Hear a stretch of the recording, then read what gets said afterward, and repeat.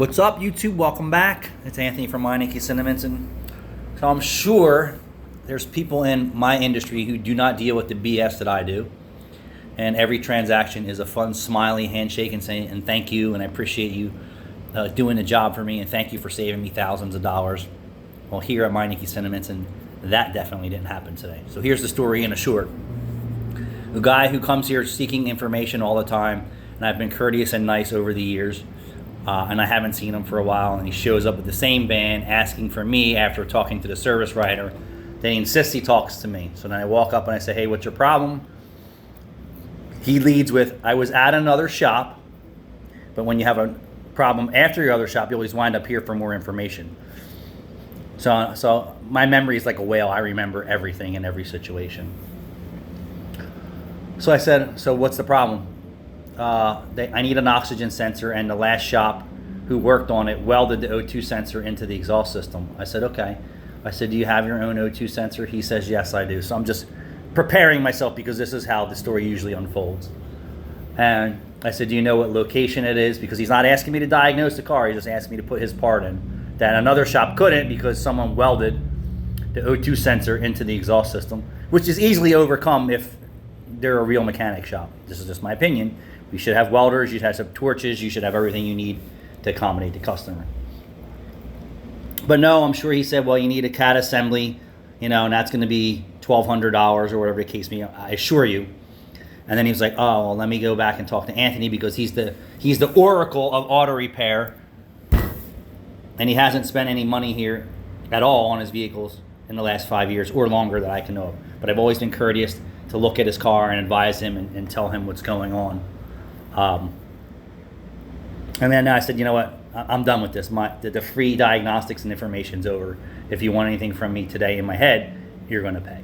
So his request was to install his oxygen sensor without replacing the catalytic converter or piping, which is possible because we have welders, torches, and the ingenuity to relocate the upstream oxygen sensor, which is in a difficult position. So he says, oh, I didn't expect to spend that. I have some other business I need to tend to. He leaves. And like an hour later, he shows up. He says he wants to get the job done. I didn't tell him how long the job was going to take. I just said I want $200 to install your part and the specialty work that I need to get it into your exhaust pipe. So then by him coming back and saying, I want you to do the job, he agrees to it. So Caleb and I get it up in the air. We look at it. The engine light's on. The dash is flickering. Brake lights are on. Grinding noises from under the hood. The tires are shot. The front brakes are shot, the rear brakes are shot, the front shocks are blown out, a slew of issues. Again, he's not asking us to diagnose the car, but I got to protect myself when this kind of stuff comes into my shop. And if the car was ultra clean and all he needed was an O2 sensor, there wouldn't be no reason for me to pick his car apart. But since there were so many unsafe areas and issues, I don't want to be married to it. So Caleb and I is like, well, what do I do? It's on the top of the exhaust pipe. There's no area really to work. We'd have to take the doghouse off and all that other crap. We're not doing that. I said, cut his O2 sensor out, grab the harness, unloom it a little bit, and snake it down and go underneath the front pipe before the converter with an O2 bung, which is perfectly fine. Probably took Caleb 40 minutes. 40 minutes. Caleb says, do you want me to clear the code? I say, well, you can. I said, why? What's going on? He goes, there's a million codes in there unrelated to the oxygen sensor. I was like, go tell him what's going on. He got a million codes unrelated to the oxygen sensor. What do you want us to do? He tells us to clear the code. Clear the code, back it out, pays his bill. I'm walking up from doing the tire monitor issue, which I'm very pleased and satisfied and happy, right? Because I have endorphins flowing because I figured out something that I don't deal with all the time, and I got it, and I was able to share that information with you. So let's hurry up and get this over with. So I walk over to him. I said, your car's got tons of problems, right?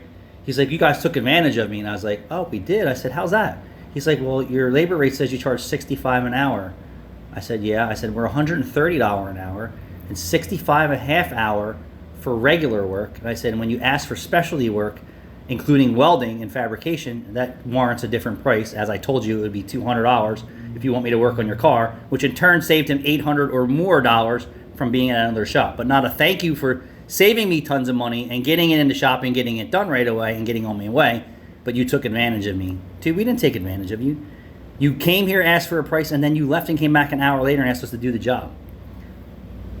It just never ends. There's no reward for the skills and abilities at least in this location for the people who come in here. It's ridiculous. But I figured, oh, I had a happy and then I had a sad. But then I'm happy again because I'm having my lunch. Thanks for watching.